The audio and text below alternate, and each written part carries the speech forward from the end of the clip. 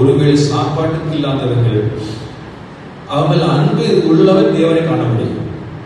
அவன் சொல்லுங்க, அன்பு இல்லாதவன் தேவனை காண முடியாது. ஆண்டு சொல்லும் பொழுது இவைகளுக்கெல்லாம் நீங்கள் கொடுக்கும் பொழுது எனக்கு கொடுத்தீர்கள். எப்போது கொடுத்தீர்கள்? ஏழைகள் கொடுத்த போது, இந்த வழியோரத்தில் இருக்கிறவங்க சுத்தம் பண்ணி நீ வீட்டில் சேர்த்த போது நீ எனக்கு கொடுத்தீர்கள், எனக்கு செய்தீர்கள் என்று ஆண்டு சொல்ல. அப்போ அன்பு இல்லாம மற்றவர்களை உதவி செய்ய முடியாது. அப்படி என்றால் அன்பு இல்லாம தேவனை சிந்திக்க பார்க்க முடியாது. வேதம் சொல்றது பார்த்தீங்கன்னா, அன்பு இல்லாம தேவனை அறியான் என்று சொல்லணும். அன்பு இருந்தால்தான் தேவனையே பார்க்க முடியும். தேவன் அன்பாகவே இருக்கிறார்.